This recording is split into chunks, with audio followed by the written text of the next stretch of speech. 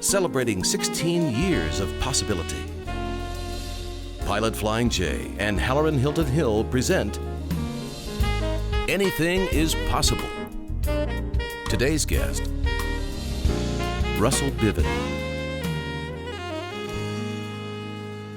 Welcome to Anything is Possible. My honor today is to talk to one of my dear friends, Russell Biven. You see him here on Channel 10, but today you'll see him in a different light. Welcome, my friend. Hey, thanks for having me. You know, when Chris Marion, your producer, called the other day, I was in the truck and I answered the phone and he asked me, can you come on Anything is Possible? And I said, hang on a second. I said, I think I heard you wrong. I think you asked me to be on the show. No, man. I'm honored. I'm honored to be here. Well, for years as I've watched you work, and I've watched you work in our community, both on the air and in the community, I've really admired you. One of the things that I love about you is your energy, your heart. Our business can make people cynical, and it can make them hard, coarse. That hasn't happened to you. Why not? Well, thank you for the compliment. I appreciate it very much. I have good people around me, and I have good friends in the business that can keep me in check. You're one of them. My faith and my family. My thing is when I wake up in the morning, I pray that God today, don't let me go out there and want the applause of man. Because if I start wanting the applause of man and to win the favor of man, that gets me in trouble. And fortunately, God has honored that request. Where does that come from, though, that desire to just serve, basically, to just serve? When did you get that? Early. It was early. Was there a moment? There was a moment. My father was at Georgia Tech for 46 years. He was the youngest of 9, grew up in Louisville, 1 block from the track. His father died when he was 5, so they're trying to scrape by. You know, he's paper boy, and they're renting a room to a jockey, and then 8 of them are piling in another room just to make ends meet. He goes on to college, gets his doctorate. Next thing you know, he's a professor at Georgia Tech. And he started writing books and getting accolades, and stations in Atlanta would call him for an expert if they needed him. And I remember one Sunday afternoon, we had everybody over. My mother was playing the piano, Old Rugged Cross or something. Everybody's singing, having a good time Sunday. And the phone rings, and I go in and answer it, and I said, hello. And they said, this is such and such station in Atlanta. We need to talk to your father. And I said, hang on a second. And put the phone down, and I ran through that den, and I said to my cousins, the news is coming over. The news is coming over. My dad was outside, and he was making homemade ice cream, peach ice cream. And he went in, and I saw him. I looked at him. I watched him on the phone. He got off. He walked right back out the thing. And I said, Dad, when they coming? And he looked at me and he said, son, I'm the family today. They're not coming. It's Sunday. And I thought, man, that's a bummer. And I looked back at that, and I thought, jeez. Thank you, God, for the man you put in my house to raise me. So you absorbed a lot of his value set from. He didn't say, let's stop and have a lesson on family priority. He lived it. Just watched it. Yeah. I just watched it. And after he passed away, and the thousands of people that came, students from all over the world that would come, and I heard stories of students and athletes at Georgia Tech that had him, because he was on the athletic board and worked with Coach Bobby Dodd, great player at Tennessee, legendary coach, and Coach Dodd trusted my father very much. And I remember a couple guys saying, your dad never talked across the desk. He always brought his chair around to my side. So it was like he wasn't talking down to me, he was working with me, and I always appreciate that. So now, that's pretty incredible that you would have that, mark that moment as a turning point. You said faith, and you live a very faith-forward life in this media business. Why do you think you stay so faith-forward? I think, for me personally, there's no other way to do it without getting off track and without starting to believe what the world wants you to believe about what is successful. So for me, Christ and my wife and I and everything else falls into place with our children, our family, our friends. That's the only way I can do it, how to stay where I feel I need to be, not only for myself, but for my wife and our children, to set an example for them, and young men that I coach outside of work, that come from different backgrounds that I try to mentor.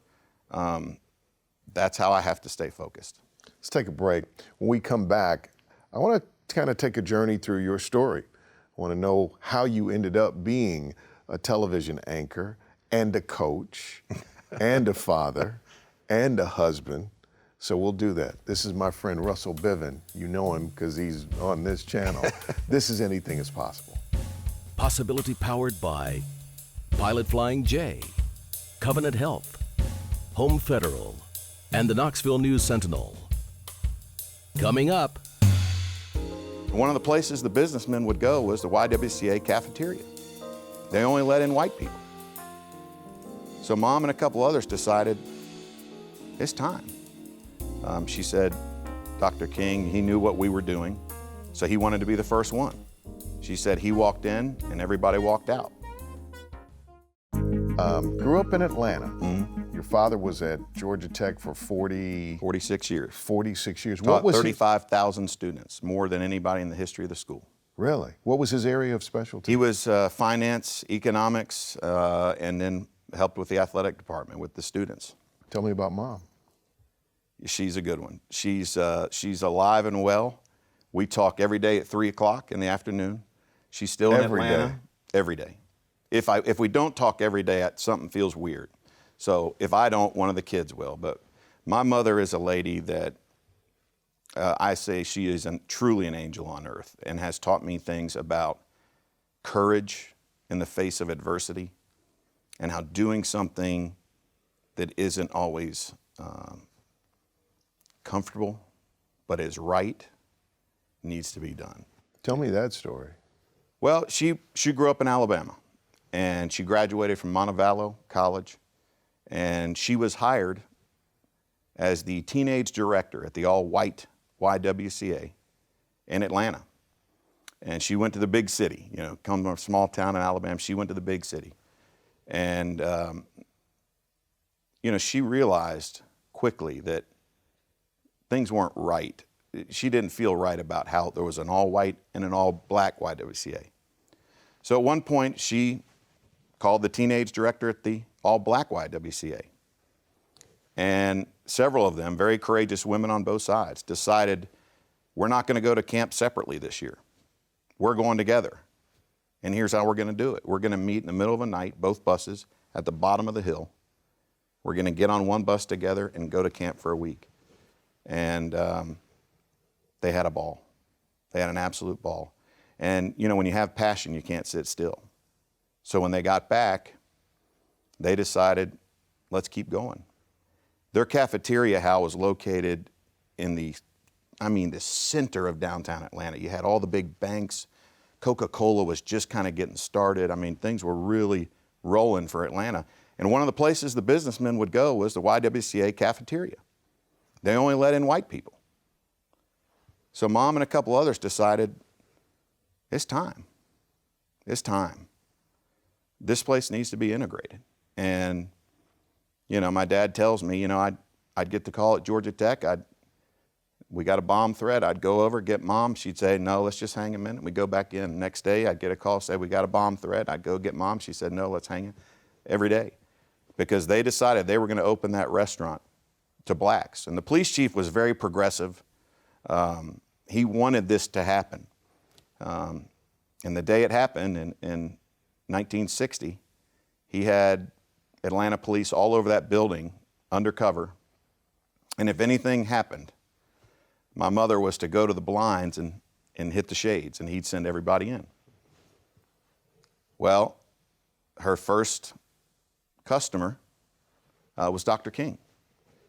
And she said, I greeted Dr. King and his entourage, Andrew Young, who later became the mayor of Atlanta. Reverend Middlebrook was in the Atlanta area, but was not in that particular group. We've talked about that before. But she said, Dr. King, he knew what we were doing, so he wanted to be the first one. She said he walked in and everybody walked out. But about 2 to 3 weeks later, it was business as usual. and everybody was eating together. I guess seeing her be that was very formative. Where'd you go to school? I went to the University of Alabama. So you can cut that part out if you need to, Hal. I'm not sure what that'll do for ratings. So my dad taught at Georgia Tech, right? So I'm thinking, I want to play ball at Georgia Tech. That's what I'm thinking. I want to, a few pounds lighter back then. But I'm a point guard at a competitive high school in Atlanta. We're playing competitive high schools, and I want to play basketball at Georgia Tech. That's my thing.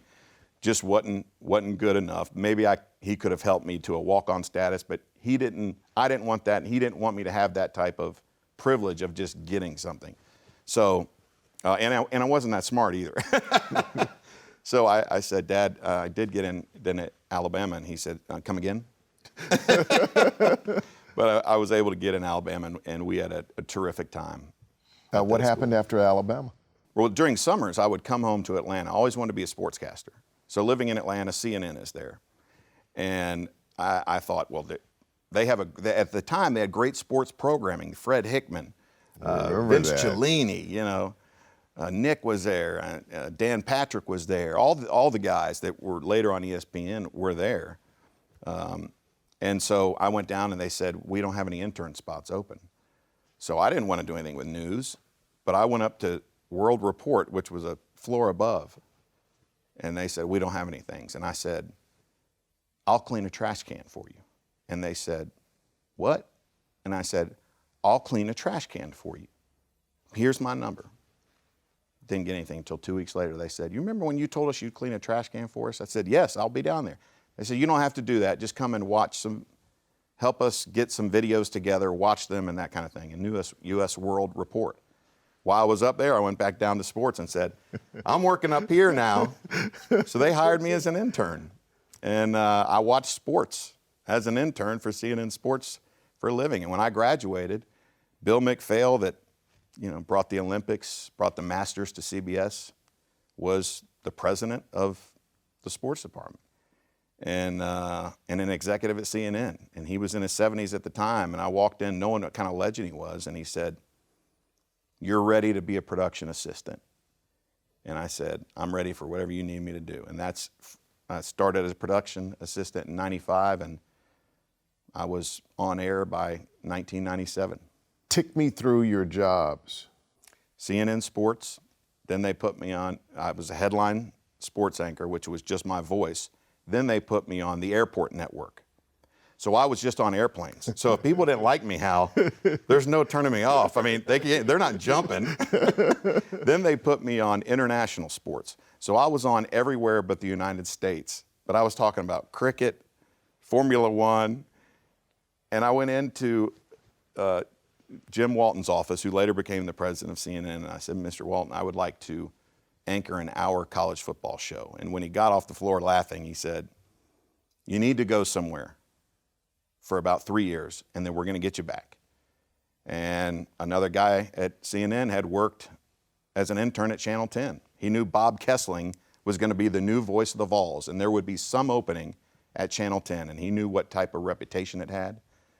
So it worked out. We came, supposed to be here a few years, and we fell in love with the place. This is home. It's home. Tell me about your wife and your kids. I met my wife when I was 13. We were in the 8th grade together. We laughed. I mean, we ran around in the same group, and we had more fun together. And when we were 15, on October 12th, this is crazy. I know this is crazy, but I remember it. We were both 15. October 12th, her friend came to me and she said, I think Rhonda likes you. So on October 18th, I asked her if she'd go start being my gal. And we've been together ever since. Do you remember what you said exactly? I said, will you go with me? And then I said, I started laughing because that just sounded goofy. And she started laughing and she said, I will, but you're going to need to change that. Yeah, back in that day, we used to say we go together. Right. So will you go with me? And we've been together ever since. I told my mother the other day, I said, Mom, I love my wife more today than I did yesterday. And it's the truth. How many years? We've been married 21, but I'm 46. So 15 years old. I don't know what that is. 31 years, I guess. Tell me about your kids. I have a junior at West, just a delightful young man. He knows the Lord. He's very active in young life, plays ball. What's his name? Alan. Alan, and your wife's name? Rhonda is my wife. That's right. So Alan, and then our middle son, Will, he's an athlete and knows the Lord. And our littlest Kate just turned 12, and she is like something else, I'll tell you. She's a dad's dream. But what impresses me the most about them is when I come home from the morning show to see them off to school, I walk in and I say, "Hey," and they all say, "Hey," and I walk upstairs and they're all doing their devotion. And that's due to my wife. She got them on that, and they do it on their own. It's pretty cool to see as a father. That's a beautiful thing. It is. This is Russell Biven. This is Anything is Possible. More in a moment.